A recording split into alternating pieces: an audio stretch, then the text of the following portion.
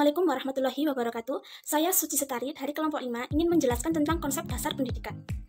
Konsep dasar pendidikan adalah upaya yang dilakukan secara sadar dan terencana untuk mewujudkan suasana kegiatan belajar, mengajar, dan proses pembelajaran agar peserta didik secara aktif mengembangkan potensi dirinya untuk memiliki kekuatan pengendalian diri, kepribadian, kecerdasan, akhlak mulia, spirituali keagamaan, dan berguna bagi bangsa atau negaranya, serta memiliki keterampilan yang mumpuni dalam bidang yang diminati yang sesuai dengan bakatnya. Pengertian pendidikan menurut Chandler V. Good dalam Dictionary of Education. 1. Pendidikan merupakan seni praktek atau profesi sebagai pengajar. 2. Merupakan ilmu yang sistematis atau pengajaran yang berhubungan dengan prinsip-prinsip dan metode-metode pengajar berpengawasan dan bimbingan murid. Dalam arti luas digantikan dengan istilah pendidikan.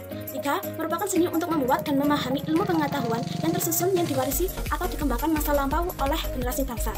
Dan dapat disimpulkan bahwa pendidikan adalah proses pembelajaran atau perubahan menuju pendewasaan yang dilakukan oleh pendidik kepada yang dididik. Terima kasih. Selamat siang, salam sejahtera untuk kita semua. Perkenalkan, nama saya Sariati Jahalada, NPM 2201 000 220083. Di sini saya akan menjelaskan tentang sistem pendidikan. Dalam pengertian umum, sistem pendidikan adalah suatu strategi atau cara yang akan dipakai untuk melakukan proses belajar mengajar untuk mencapai tujuan agar para pelajar tersebut dapat secara aktif mengembangkan potensi di dalam dirinya yang diperlukan untuk dirinya sendiri dan masyarakat. Setiap sistem pasti mempunyai tujuan dan semua kegiatan dari semua komponen atau bagian-bagiannya adalah diarahkan untuk tercapainya tujuan tersebut. Karena itu, proses pendidikan merupakan sebuah sistem yang disebut sistem pendidikan. Dengan demikian, pendidikan adalah suatu keseluruhan usaha mentransformasikan ilmu, pengetahuan, ide, gagasan, norma, hukum, dan nilai-nilai kepada orang lain dengan cara tertentu, baik struktural, formal, serta informasi non-formal, dan suatu pendidikan nasional. Itu saja yang saya bisa jelaskan. Selamat siang, salam sejahtera. Terima kasih. Assalamualaikum warahmatullahi wabarakatuh. Perkenalkan, nama saya Siti Hana Fitriani. Di sini saya akan menjelaskan tentang unsur-unsur pendidikan. Unsur-unsur pendidikan yaitu dibagi menjadi 7 pembagian, yaitu 1. Peserta didik, 2. Pendidik, 3. Interaksi edukatif, 4. Tujuan pendidik, 5. Materi pendidik, 6. Alat dan metode, 7. Lingkungan pendidikan. Penjelasannya yaitu 1.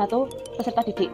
Peserta didik memiliki status sebagai subjek didik. Ciri khas peserta didik yang perlu dipahami oleh pendidik ialah A. Individu yang sedang berkembang, B. Individu yang membutuhkan bimbingan individual dan perlakuan manusiawi, C. Individu yang memiliki kemampuan untuk mandiri.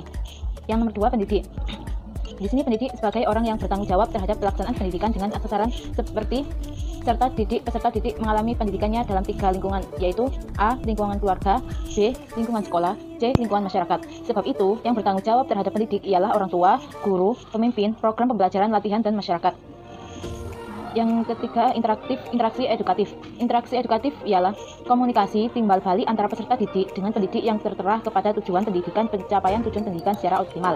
Ditempuh melalui proses berkomunikasi intensif dengan manipulasi isi metode serta alat-alat pendidik. Yang keempat, tujuan pendidik adalah perangkat hasil pendidikan yang dicapai oleh peserta didik setelah diselenggarakan kegiatan pendidik. Yang kelima, materi pendidikan dalam sistem pendidikan persekolahan. Materi telah diramu dalam kurikulum yang akan disajikan sebagai sasaran pencapaian tujuan. Pendidikan merupakan materi dan kompetensi untuk mencapai kompetensi lulusan minimal pada jenjang dan jenis pendidikan tertentu. Yang ketujuh, alat dan metode adalah seperangkat rencana dan peraturan mengenai tujuan, isi, dan bahan pelajaran serta cara yang digunakan sebagai pedoman cara penyelenggaraan kegiatan pembelajaran untuk mencapai pendidik tertentu. Lingkungan pendidikan sering dijabarkan dengan keluarga, sekolah, dan masyarakat. Mungkin itu menurut saya. Terima kasih. Assalamualaikum warahmatullahi wabarakatuh.